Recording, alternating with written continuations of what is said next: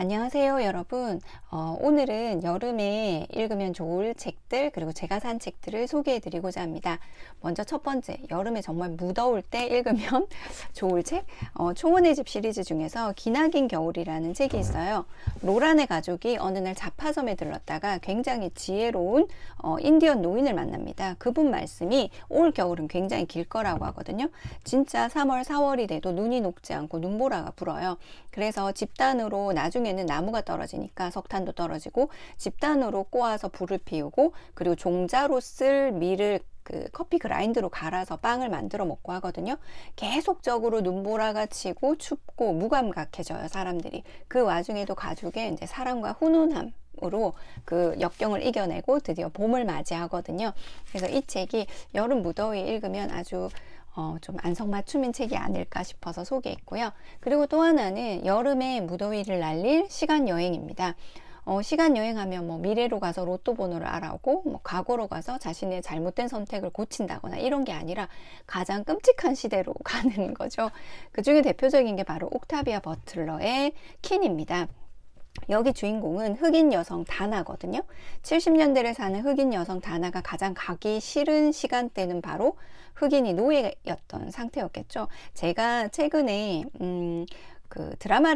미국 드라마를 본 게 있는데요. 브림스톤이라고 해서 미국의 개척 시대에 미국 백인 여성들이 어떤 취급을 당하고 어떻게 인권 유린을 당하는지 굉장히 끔찍한 현실이 묘사되어 있는데, 백인 여성이 그렇다면 흑인 여성의 삶은 어땠을까요? 더 끔찍했겠죠.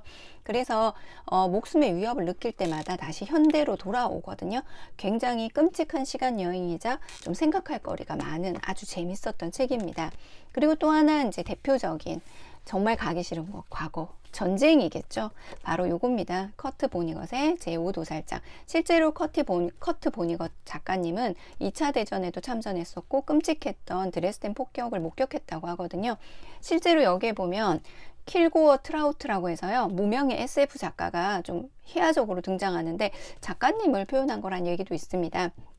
여기 주인공은 이제 빌리 필그림이거든요.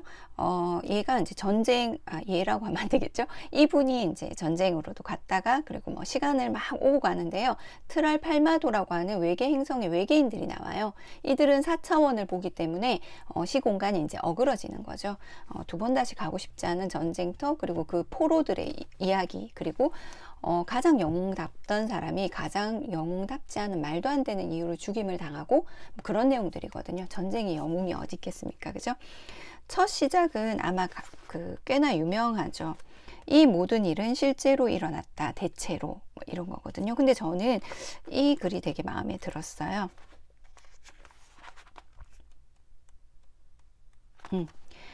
로즈 워터는 언젠가 과학소설이 아닌 책에 관하여 빌리에게 흥미로운 이야기를 해주었다.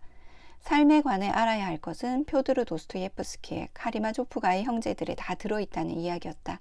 하지만 이제는 그걸로 충분치가 않아, 로즈 워터는 말했다. 그리고 여기 보면 포로들 중에 미군 포로들의 행동이 굉장히 좀 엉망으로 나오거든요. 거기에 대해서 이렇게 얘기해요.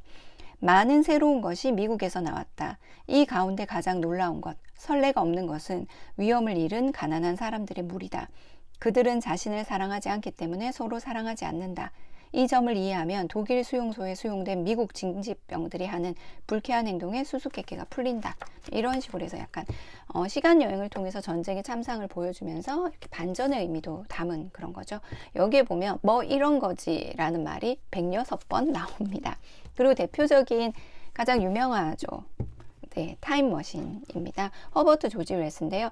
어릴 때 아이용 타임머신도 읽어봤고, 그리고 가이 피어스가 나오는 타임머신도 봤거든요. 근데 이 가이 피어스가 제가 좀 전에 말씀드린 브림스톤이라고 하는 그 미드에 나와요.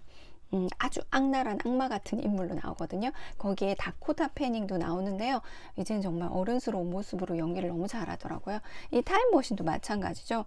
사랑하는 여인을 잃은 것도 슬프지만 먼 미래에 가서 인간을 잡아먹는 지하에 사는 멀록이라는 괴물, 인종을 만나게 되죠. 그 이야기들이 굉장히 공포스러운 것 같아요. 그래서 이 책도 이제 여름을 시간 여행하며 읽기 좋지 않을까 싶어서 골라봤습니다. 그리고 여름밤엔 또 꼭 읽어야 되는 거죠. 스릴러, 범죄물. 저는 스릴러, 범죄, 추리하면 제일 먼저 떠오르는 게 에거서 크리스티, 그리고 그리고 아무도 없었답니다. 이때 제가 중학교 때 이 책을 처음 읽었는데 정말 충격이었거든요. 인형들이 하나씩 사라지고, 그리고 정말 저는 그게 너무 큰 반전이었어요. 그 사람이 포민이라고, 거기다 섬이라는 작고 은폐된 공간이었고요. 물론 지금은 이게 별로 이렇게 색다르지 않죠. 왜냐하면 소년탐정 김전일, 명탐정 코난이라던가 숱한 추리소설이나 그런 만화 영화들에서 굉장히 인용이 많이 됐죠. 이 이야기 너무 재밌었고요. 그리고 또 하나는 똑같은 섬이에요. 섬이라는 폐쇄된 공간이 주는 매력이 있는 것 같아요. 스릴러나 추리나 이런 소설에서는요. 그 연쇄살인범이 있는데 그 살인범의 수법과 똑같은 살인 현장이 이 작은 섬에서 일어나요. 그래서 예전에 이 섬에 살았었던 형사가 다시 고향으로 돌아오게 되면서 일어나는 이야기입니다. 섬이라는 폐쇄성도 있고요. 그리고 성장 소설이면서 거기에 이제 추리와 스릴러가 담겨 있거든요. 특히나 이 책에서 제가 제일 마음에 들었던 건 섬이라는 그 공간이 주는 그 답답함과 그리고 어떤 무서움, 두려움 같은 것들을 날씨의 묘사로 굉장히 잘 표현했어요. 그 바람, 습기가 가득한 바람, 짠내, 그리고 그 묘사들 있죠. 비가 오거나 이런 것들이 더 이상 이 섬에서 빠져나갈 수 없는 어떤 좌절감 같은 걸 보여주거든요. 그래서 저는 이 책 굉장히 재밌게 읽었습니다. 좀 두껍긴 한데요. 생각보다 술술 넘어갑니다. 그리고 또 하나, 진짜 연쇄 살인마들의 이야기입니다. 이것도 마인드헌터라고 해가지고요. 시즌2까지 나왔는데요. 여기 보시면 존 더글라스라는 분이 실제로 FBI에 프로파일링을 하신 분이죠. 이분의 자전적 소설인데요. 어릴 적에 어떻게 자랐고 어떻게 FBI에 들어가게 됐는지, 그리고 1970년대부터 이유를 알 수 없는, 이유 없는 살인들이 일어나는데 그게 너무 잔인한 거예요. 그래서 그들의 마음을 읽고자 그런 유명한 연쇄살인마들을 인터뷰하면서 패턴을 파악해 나가는 거예요. 대부분이 백인 남성이었고요. 그리고 머리가 아주 좋은 살인마들도 많았고요. 그래서 마인드헌터 내용이 그대로 거의 담겨 있습니다. 두꺼운데도 불구하고요. 각 사례별로 연쇄살인마에 대한 특징, 그리고 그들의 모습 같은 것들이 잘 담겨 있어서 술술 넘어갑니다. 그리고 또 이제 제가 산 책들은요. 첫 번째 이제 한국의 여신들이에요. 우리 여신하면 그리스 로마 신화, 북유럽 신화는 영화나 책들을 통해서 너무 잘 아는데 한국의 여신들은 잘 모르잖아요. 설문대할망이라던가 아니면 유화, 옥녀 이런 식인데요. 알고는 있지만 또 그들이 누구인지도 잘 모르잖아요. 그러니까 세상을 만든 창조신이자 대지신이자 지모신인 여신들에 대한 내용들이 나옵니다. 특히 이제 구리라던가 아니면 큰 바위를 숭배하는데요. 굴이 자연에서 움푹 들어간 곳이고 큰 바위를 드러내면 그 밑에 움푹 들어가잖아요. 자연에 움푹 들어간 곳은 자연을 창조한 대지신의 자궁이라고 생각했기 때문에 거기에서 재래를 올리고, 그리고 그런 바위 밑 웅덩이에서 위대한 영웅이 태어난다거나 했다고 해요. 그런 여신들이 점차 무속신앙 쪽으로 넘어가면서 어떻게 힘을 잃게 됐고 사라지게 됐는지, 그리고 대지신과 지모신이 이제 농사를 지으면서 이제 공모신, 씨앗을 주는 신으로 변화하는 내용들 같은 게 굉장히 잘 드러나 있거든요. 그래서 참 재밌게 읽고 있고 지금 한 3분의 2 정도 읽었습니다. 그리고 또 하나, 정희진 작가님 너무 글 잘 쓰시죠. 이분이 이렇게 영화를 소개하면서 에세이를 쓰셨는데요. 일단 영화들이 대부분 저 같은 사람도 봤던 영화들이에요. 한 4편 정도 빼고요. 그래서 그 영화를 새로운 시선으로 볼 수 있게 해줘서 굉장히 좋았고요. 저는 여기서 나라야마 부시코도 좋았고, 그리고 그래피티도 굉장히 이렇게 감동적으로 공감하면서 읽었거든요. 역시 글을 참 잘 쓰시는 것 같아요. 그리고 또 하나는 민음사에서 이제 이게 나왔다고 해서요. 사기열전이죠.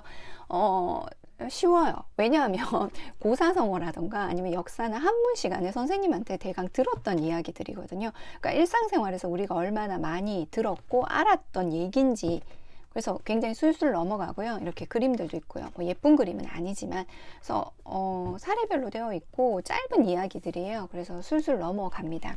그리고 또 하나는 다누리호가 드디어 하늘을 향해 날아올랐죠. 태양을 향해 날아올라서 점점점 조금씩 달로 가까워진다고 하는데 12월쯤에 달에 무사히 착륙하길 바라면서 곽재식 작가님이 그래서 우리는 달에 간다. 제목 그대로예요. 왜 달에 가야 하는지, 달에 무엇이 있는지, 그리고 달에서 무엇을 관측하는지, 달의 어두운 부분을 사진도 찍어 오고요. 자기장을 통해서 어떤 물질들이 로 되어 있는지 그런 것들을 이제 알아볼 예정이라고 하고요. 그리고 그것뿐만 아니라 우리나라 이제 고대 이야기에 달하고 관련된 것들, 신라의 월성, 월지라던가 아니면은 뭐 신라는 초승달, 백제는 보름달 이런 류의 이야기들, 그리고 허난설원의 시 중에서 이제 그 춘향이의 광환루가 나오잖아요. 그게 달에 있는 어떤 누각이래요. 그래서 그런 내용들, 허난설원이 달을 이제 읊었던 시나 이런 것들에 대한 설명들도 나와 있습니다. 그리고 사은품은요, 빛의 출판사 책을 샀더니 누군지 아시겠어요? 무라카미 하루키 배지고요. 그리고 또 하나는 사은품으로 받은 러그입니다. 생각보다 크죠. 근데 보들보들하고 좋아서요. 겨울이나 가을에 제가 똘망이가 안기에 아주 좋은 것 같습니다. 봐주셔서 감사하고요. 그럼 안녕. 항상 고맙습니다.